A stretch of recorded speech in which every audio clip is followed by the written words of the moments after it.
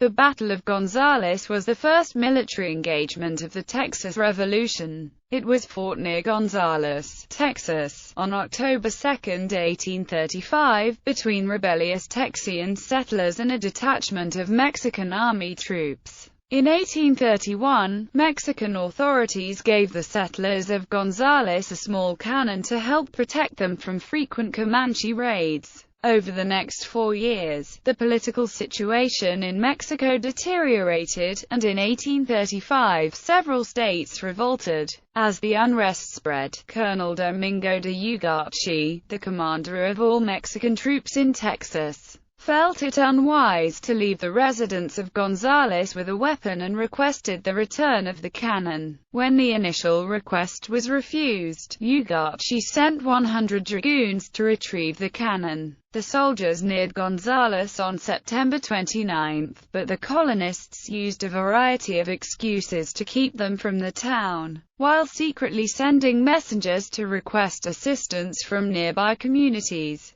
Within 2 days, up to 140 Texians gathered in Gonzales, all determined not to give up the cannon. On October 1, settlers voted to initiate a fight. Mexican soldiers opened fire as Texians approached their camp in the early hours of October 2. After several hours of desultory firing, the Mexican soldiers withdrew. Although the skirmish had little military significance, it marked a clear break between the colonists and the Mexican government and is considered to have been the start of the Texas Revolution. News of the skirmish spread throughout the United States, where it was often referred to as the Lexington of Texas. The cannon's fate is disputed. It may have been buried and rediscovered in 1936, or it may have been seized by Mexican troops after the Battle of the Alamo. Background: the Mexican Constitution of 1824 liberalized the country's immigration policies, allowing foreigners to settle in border regions such as Mexican Texas. In 1825, American Green DeWitt received permission to settle 400 families in Texas near the confluence of the San Marcos and Guadalupe rivers.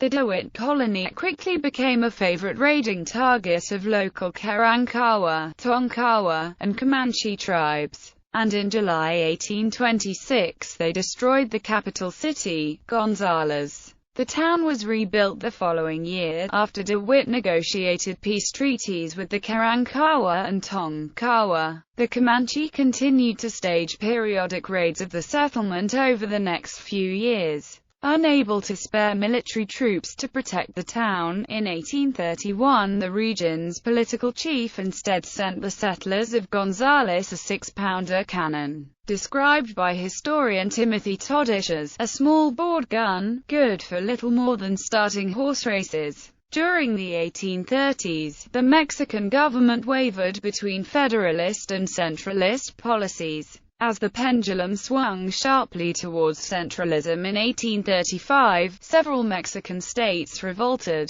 In June, a small group of settlers in Texas used the political unrest as an excuse to rebel against customs duties. In an incident known as the Anahuac disturbances, the federal government responded by sending more troops to Texas. Public opinion was sharply divided. Some communities supported the rebellion for a variety of reasons. Others, including Gonzales, declared their loyalty to Mexican President Antonio López de Santa Anna's centralist government. Local leaders began calling for a consultation to determine whether a majority of settlers favored independence, a return to federalism, or the status quo. Although some leaders worried that Mexican officials would see this type of gathering as a step toward revolution, by the end of August most communities had agreed to send delegates to the consultation, scheduled for October 15. In the interim, many communities formed militias to protect themselves from a potential attack by military forces. On September 10, a Mexican soldier bludgeoned a Gonzales resident, which led to widespread outrage and public protests. Mexican authorities felt it unwise to leave the settlers with a weapon. Colonel Domingo de Ugarte, commander of all Mexican troops in Texas, sent a corporal and 5 enlisted men to retrieve the cannon that had been given to the colonists. Many of the settlers believed Mexican authorities were manufacturing an excuse to attack the town and eliminate the militia. In a town meeting, 3 citizens voted to hand over the gun to forestall an attack. The remainder, including alcalde Andrew Pontin, voted to stand their ground. According to historian Stephen Hardin, the cannon became a point of honor and an unlikely rallying symbol. Prelude.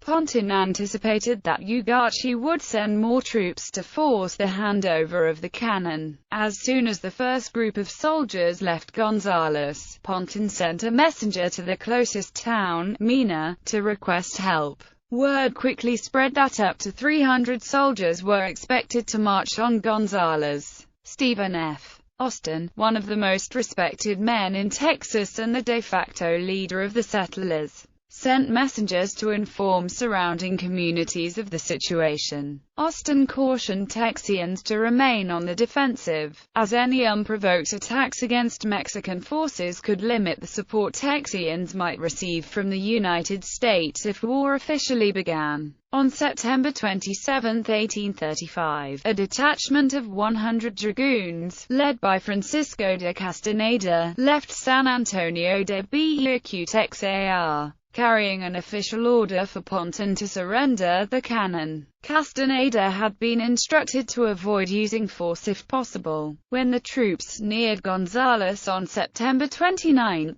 they found that the settlers had removed the ferry and all other boats from the Guadalupe River. On the other side of the swiftly moving river waited 18 Texians. Albert Martin, captain of the Gonzales militia, informed the soldiers that Pontin was out of town, and until his return the army must remain on the west side of the river. With no easy way to cross the river, Castaneda and his men made camp at the highest ground in the area, about 300 yards from the river. 3 Texians hurried to bury the cannon, while others traveled to nearby communities to ask for assistance. By the end of the day, more than 80 men had arrived from Fayette and Columbus. Texian militias generally elected their own leaders, and the men now gathered in Gonzales invoked their right to choose their own captain rather than report to Martin. John Henry Moore of Fayette was elected leader, with Joseph Washington Elliott Wallace and Edward Burleson, both of Columbus, respectively elected second and third in command. On September 30, Castaneda reiterated his request for the cannon and was again rebuffed. Texians insisted on discussing the matter directly with Ugarchi. According to their spokesman, until this was possible, the only answer I can therefore give you is that I cannot now, and will not deliver to you the cannon. Castaneda reported to Ugarchi that the Texians were stalling, likely to give reinforcements time to gather. In San Antonio de Texas, Ugarchi asked Drive Launcelot Smither, a Gonzales resident in town on personal business, to help Castaneda convince the settlers to follow orders. When Smither arrived on October 1, he met with militia captain Matthew Caldwell to explain that the soldiers meant no harm if the settlers would peacefully relinquish the cannon. Caldwell instructed Smither to bring Castaneda to the town the following morning to discuss the matter. At roughly the same time, Moore called a war council, which quickly voted to initiate a fight. It is unclear whether the War Council was aware that Caldwell had promised Castaneda safe passage to Gonzales the next morning. Texians dug up the cannon and mounted it on cartwheels. In the absence of cannonballs, they gathered metal scraps to fill the cannon. James C. Neal, who had served in an artillery company during the War of 1812, was given command of the cannon. He gathered several men, including Elmar and Dickinson, together to form the 1st Artillery Company of Texians. A local Methodist minister, P. Smith, blessed their activities in a sermon which made frequent reference to the American Revolution. As the Texians made plans for an attack, Castaneda learned from a Coushatta Indian that about 140 men were gathered in Gonzales, with more expected. The Mexican soldiers began searching for a safe place to cross the river. At nightfall on October 1, they stopped to make camp, 7 miles upriver from their previous spot. Battle. Texians began crossing the river at about 7 p.m. Less than half of the men were mounted, slowing their progress as they tracked the Mexican soldiers. A thick fog rolled in around midnight, further delaying them. At around 3 a.m., Texians reached the new Mexican camp. A dog barked at their approach, alerting the Mexican soldiers, who began to fire. The noise caused one of the Texian horses to panic and throw his rider, who suffered a bloody nose. Moore and his men hid in the thick trees until dawn. As they waited, some of the Texians raided a nearby field and snacked on watermelon. With the darkness and fog, Mexican soldiers could not estimate how many men had surrounded them. They withdrew 300 yards to a nearby bluff. At about 6 a.m., Texians emerged from the trees and began firing at the Mexican soldiers. Lieutenant Gregorio Perez counterattacked with 40 mounted soldiers. The Texians fell back to the trees and fired a volley, injuring a Mexican private. According to some accounts, the cannon fell out of the wagon upon the shot. Unable to safely maneuver among the trees, the Mexican horsemen returned to the bluff. As the fog lifted, Castaneda sent Smither to request a meeting between the two commanders. Smither was promptly arrested by the Texians, who were suspicious of his presence among the Mexican soldiers. Nevertheless, Moore agreed to meet Castaneda. Moore explained that his followers no longer recognized the centralist government of Santa Anna and instead remained faithful to the Constitution of 1824, which Santa Anna had repudiated. Castaneda revealed that he shared their federalist leanings, but that he was honor-bound to follow orders. As Moore returned to camp, the Texians raised a homemade white banner with an image of the cannon painted in black in the center. Over the words, "Come and take it." The makeshift flag evoked the American Revolutionary-era slogan, "Don't tread on me." Texians then fired their cannon at the Mexican camp. Realizing that he was outnumbered and outgunned, Castaneda led his troops back to San Antonio de Bejuquexar. The troops were gone before the Texians finished reloading. In his report to Ugarchi, Castaneda wrote, "Since the orders from your lordship were for me to withdraw without compromising the honor of Mexican arms, I did so." Aftermath. One spirit and one purpose animates the people of this party of the country, and that is to take Beara, and drive the military out of Texas.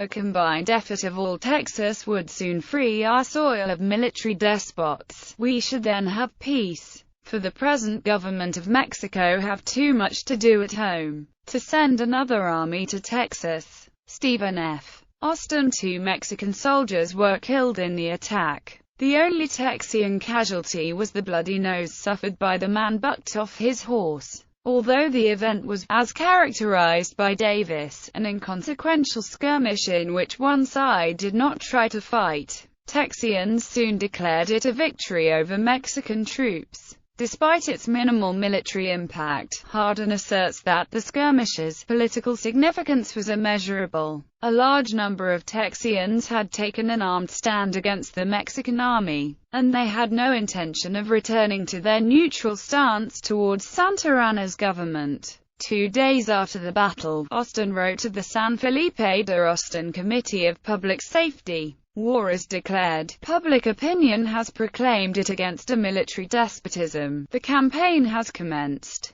News of the skirmish, originally called the Fight at Williams Place, spread throughout the United States, encouraging many adventurers to come to Texas and assist in the fight against Mexico. Newspapers referred to the conflict as the Lexington of Texas. As the battles of Lexington and Concord began the American Revolution, the Gonzales skirmish launched the Texas Revolution. Before fighting had officially erupted, Santa Anna had realized that stronger measures were needed to ensure calm in Texas. He ordered his brother-in-law, General Martin Perfecto de Coz, to bring approximately 500 soldiers to Texas. Coz and his men arrived in Goliad on October 2.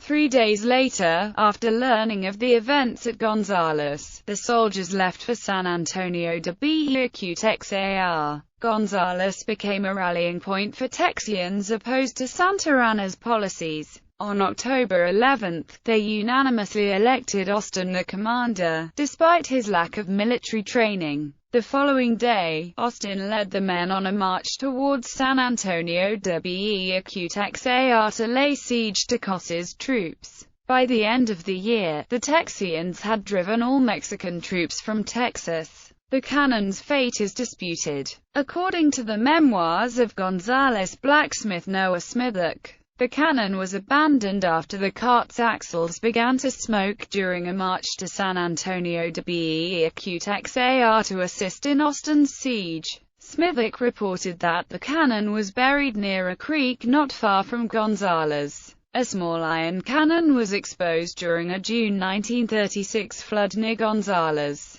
In 1979, this cannon was purchased by Dr. Patrick Wagner, who believed it matched Smithock's descriptions of the cannon used in the battle. The curator of military history at the Smithsonian Institution verified that Wagner's cannon was a type of small swivel gun used in America through 1836. The Conservation Laboratory at the University of Texas confirmed that Wagner's cannon had been buried in moist ground for an extended time period. Writing in the Handbook of Texas, historian Thomas Ricks Lindley maintains that the Wagner cannon does not match the Smithock account. The Wagner gun is made of iron and is smaller than a 6-pounder. Historians such as Lindley think it more likely that the Gonzales cannon was taken to San Antonio de Bejuquetexar, where it was used during the Battle of the Alamo and captured by Mexican troops in March 1836. It was likely melted down with many of the other cannons when the Mexican army retreated.